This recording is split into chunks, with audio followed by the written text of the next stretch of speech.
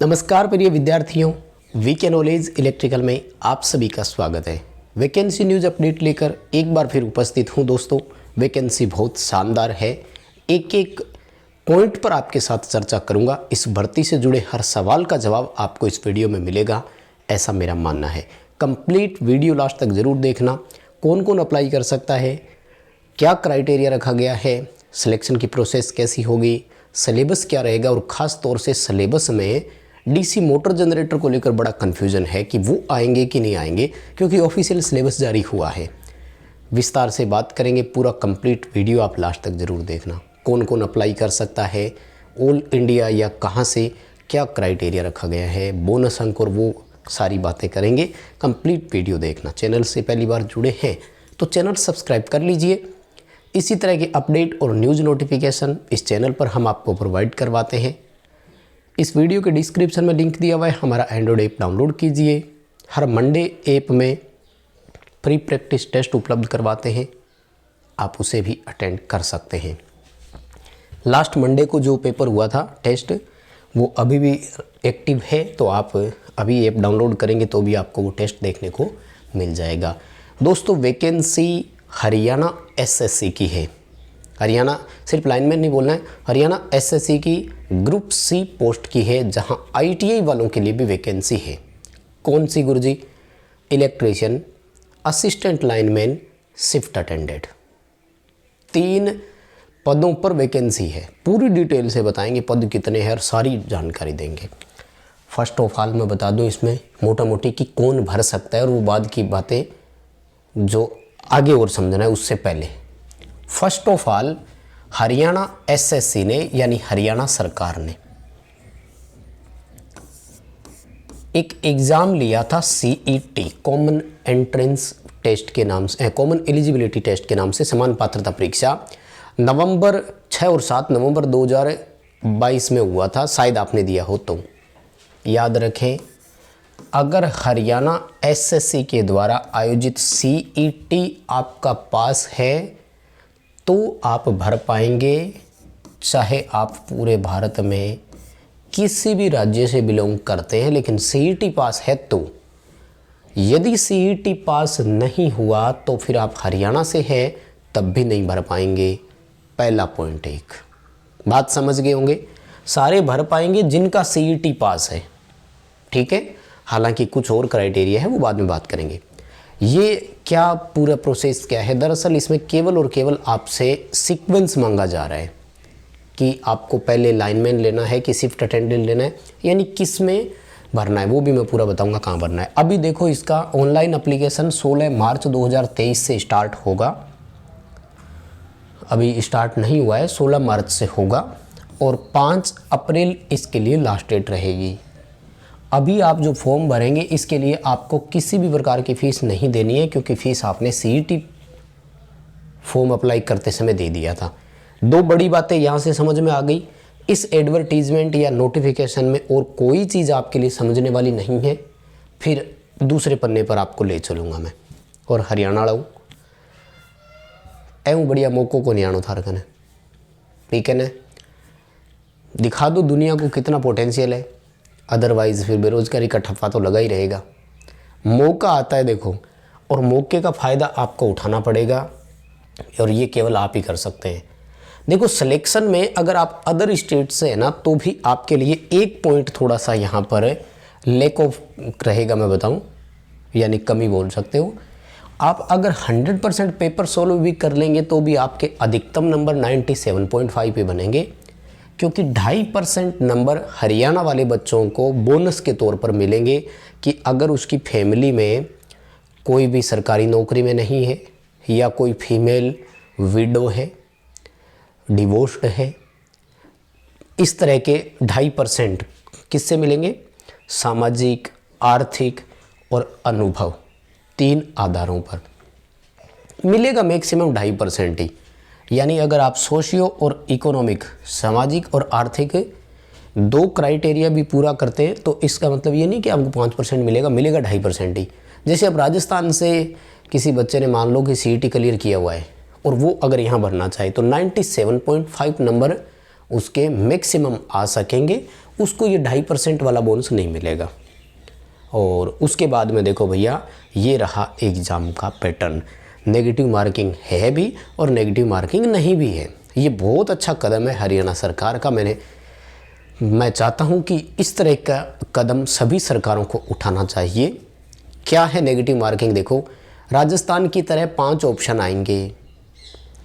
Negative marking मतलब आपको इन 5 में से कोई एक ऑप्शन चूज करना ही होगा, और 5वां ऑप्शन है नोटा का, कि मैं इस प्रश्न को खाली छोड़ना चाह रहा हूँ, उत्तर नहीं देना चाहता। लेकिन अगर आपने नहीं भरा कुछ भी तो काट लिया जाएगा।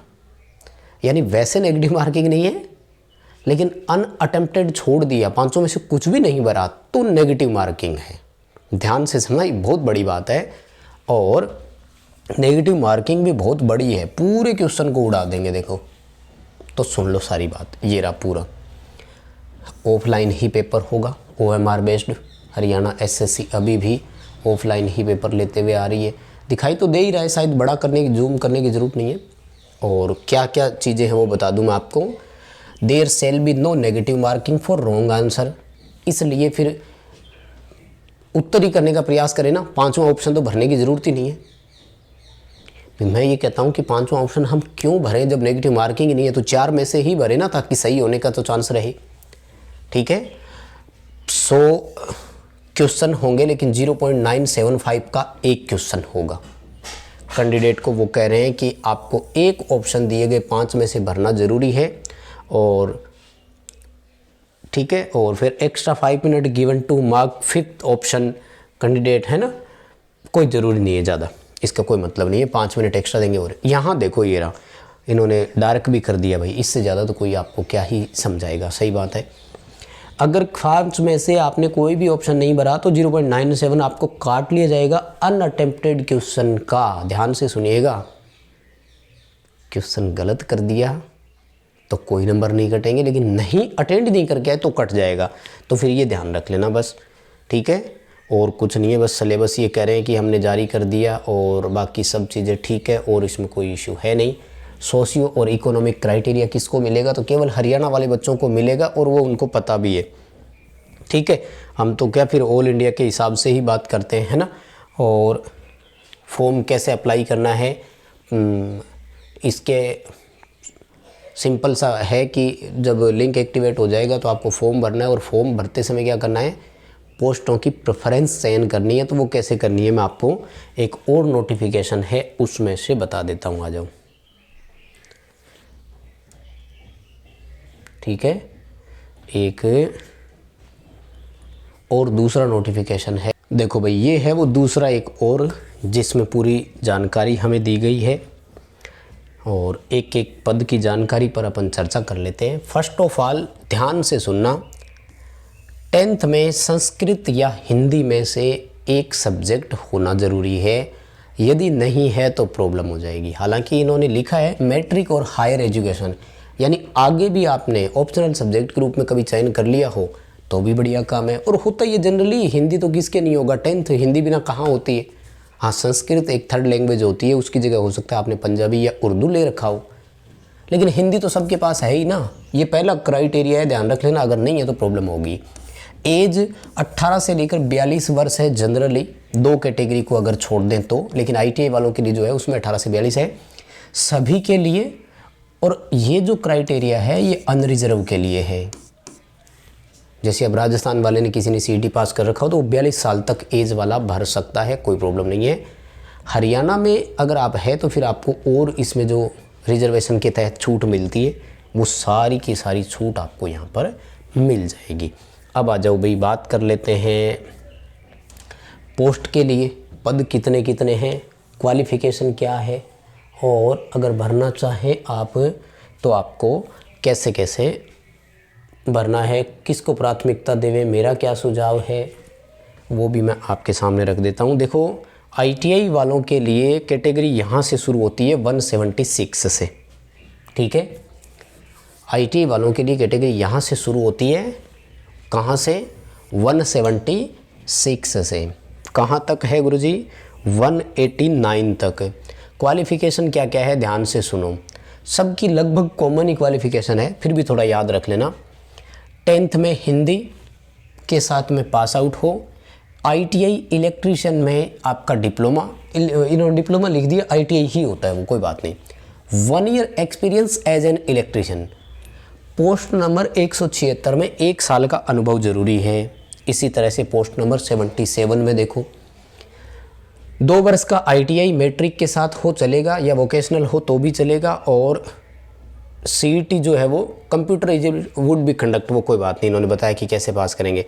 यानी मैं आपको बता दूं इन सभी के लिए जो कॉमन क्राइटेरिया है ना वो है ITI इलेक्ट्रीशियन, किसी में 1 साल का एक्सपीरियंस है और किसी में नहीं भी है, तो वो पूरा डिटेल आप इसमें से देखेंगे तो पता लग जाएगा। अब आ जाओ कहाँ पर कितनी सीटें है वो मैं आपको बता दूँ। फ़ायदा क्या है देखो, अगर आपको पदों की संख्या देखनी है कि सैलरी देखनी है, अब यहाँ देखो इलेक्ट्रीशियन है, किस में है? एनिमल एंड हस्बेंड्री डेयरिंग जो होती है ना, इसमें लेवल 6 में रखेंगे, बहुत ज़्यादा सैलरी होगी, लेकिन करेंगे क्या? सीट तो एक ही है, तो यहाँ क्यों प्राथमिकता देंगे आप? आपको प्राथमिकता कहाँ देनी है? देखो आपको प्राथमिकता, पहली प्राथमिकता यहाँ देनी है। ये देखो ये क्या है? 3512 सीट है गुरुजी, किस में है? उत्तरी हरियाणा बिजली वितरण निगम लिमिटेड में है, ठीक है। और ये है लाइनमैन की, लेवल 4 में रखेंगे। अनरिजर्व के लिए 1155 सीटें हैं, तो बहुत होती है, समझ गए? तो मैं सुझाव तो यही दूंगा, देखो ज़्यादा सीटें होती है तो भैया चांस होते हैं सिलेक्शन के। तो 3512 है, अगर आप चाहें 3512 तो प्राथमिकता इसे दे सकते हैं। दूसरी देखो 1699 सीट है, ठीक है, 1699 यानी 1700 सीट मान सकते हैं। ये किस में है गुरुजी? दक्षिण हरियाणा बिजली वितरण निगम में, सेम असिस्टेंट लाइनमैन लेवल 4, लगभग 600 सीट, 595 अनरिजर्व कैटेगरी वाले के लिए भी है। उसके बाद में अगर आप भरना चाहें तो 428 प्रसारण निगम में है, हरियाणा विद्युत प्रसारण निगम, यहाँ 428 सीट है। पोस्ट का नाम सेम असिस्टेंट लाइनमैन है। उसके बाद में 351 दक्षिण हरियाणा बिजली वितरण निगम में शिफ्ट अटेंडेंट के नाम से है, आप चाहें तो यहाँ ट्राई कर सकते हैं। और उसके बाद में 331 शिफ्ट अटेंडेंट उत्तरी हरियाणा बिजली में, ये 4 मेरे हिसाब से सही है। उसके बाद में PWD में भी है 140 सीटें इलेक्ट्रिशियन वालों की। कुल मिलाकर के जो पद ITI वालों के लिए है वो है 6486 पद, लगभग 6500 सीटें, कम नहीं होती है। मौका मुझे लगता है कि लोहा गर्म में हथौड़ा मार देना चाहिए, मौका लपक लेना चाहिए। और ठीक है, अलग से कुछ नहीं है, घबराना मत। जहाँ डिप्लोमा लिखा हुआ है, डिप्लोमा भी ITI ही है, पॉलीटेक्निक नहीं मांग रहे हैं, मैं बता दूं, ये रहा diploma in trade off electrical from ITI, तो ITI सर्टिफिकेट की बात कर रहा है, ये कोई इश्यू नहीं आएगा, ठीक है, ठीक है। तो ये था सीटों का क्राइटेरिया। अब आ जाते हैं सिलेबस वाले मैटर पर। ऑफिशियल सिलेबस है, पहले बात कर लेते हैं, फिर DC मोटर जनरेटर का बताता हूँ आपको। ये सिलेबस भी ये वाला ऑफिशियल जारी किया गया है और एकदम फुल तीनों के लिए कॉमन है, ALM, इलेक्ट्रीशियन, शिफ्ट अटेंडेंट, ठीक है। सीक्वेंस आपको कैसे भरना, आपने भर लिया। लेवल क्या है? 10+ ITI, कहाँ से? इलेक्ट्रीशियन, वायरमैन और इलेक्ट्रॉनिक्स, इन तीनों का। जो रिटर्न एग्ज़ाम होगा उसका वेटेज कितना है? 70% वेटेज है। बाकी और इनके हिसाब से है, सब्जेक्ट सिलेबस का 70% वेटेज रहेगा इसमें, ठीक है। ऑक्यूपेशन सेफ्टी एंड हेल्थ बहुत ही शानदार टॉपिक है, पढ़ रखा होगा आप सब ने, हमने भी बहुत बार पढ़ाया है। और आप चाहें तो हमारा ऐप डाउनलोड कीजिए, हमने स्पेशल कोर्स आपको प्रोवाइड करवा रखा है, ये सारे टॉपिक हमने उसमें करवा रखे हैं। वायर जॉइंट बेसिक इलेक्ट्रिसिटी करा रखा है, मैग्नेट करा रखा है। देखो DC मोटर जनरेटर स्पष्ट नहीं दिया हुआ, लेकिन यहाँ देखो ये रहा, सेल्फ और म्यूचुअली इंड्यूस EMF और फेराडे का लॉ ऑफ इलेक्ट्रोमैग्नेटिक इंडक्शन, तो जनरेटर तो इसी सिद्धांत पे काम करता है। इलेक्ट्रिकल में DC मोटर जनरेटर के बिना तो कुछ संभव ही नहीं है। ऑफिशियली DC मोटर का कहीं नाम इन्होंने नहीं लिखा, लेकिन मैं बता दूं कि हो सकता है क्वेश्चन आ जाए, तो ऐसा नहीं हो कि आप बिना पढ़े चले जाएं DC मोटर जनरेटर को, जरूर पढ़ कर जाना। ये रहा, यहाँ से जनरेटर की शुरुआत हो जाती है, ये जनरेटर का बेस ही है, तो वो ज़रूर आपसे यहाँ क्वेश्चन जो है वो पूछ सकते हैं। इसके अलावा जितने भी टॉपिक है सारे कंप्लीट टॉपिक वही है जो आपने पढ़ रखे हैं, इनमें से कुछ भी अलग नहीं है। डेट शीट भी आ गई, एग्ज़ाम कब है उस पर चर्चा कर लेते हैं। देखो ये देखो डेट शीट जिसमें स्पष्ट आपको बता रखा है, मैं थोड़ा सा जूम करके और दिखा दूँ। 27 मई 2023 को मॉर्निंग शिफ्ट में होगा ALM, शिफ्ट अटेंडेंट और इलेक्ट्रीशियन, इन तीनों के लिए कॉमन पेपर होगा 6400 पदों के लिए। पेपर कॉमन होगा, सिलेक्शन आपको प्रायोरिटी के अकॉर्डिंग दिया जाएगा। तो दोस्तों यही था पूरा अपडेट। हमारा ऐप डाउनलोड कीजिए पूरा, इसमें डिस्क्रिप्शन में लिंक दिया हुआ है। ये वीडियो अपने दोस्तों के साथ शेयर कर दीजिए। आप चैनल से पहली बार जुड़े हैं तो सब्सक्राइब कर लीजिए। चैनल पर भी हम डेली क्लासेज प्रोवाइड करवाते हैं। खास तौर से हरियाणा के पेपर निम्मी क्वेश्चन बैंक में से आते हैं और हमने अभी निम्मी क्वेश्चन बैंक के सॉल्यूशन प्रारंभ करवाना स्टार्ट कर रखा है, तो डेली होता है। बहुत बहुत धन्यवाद।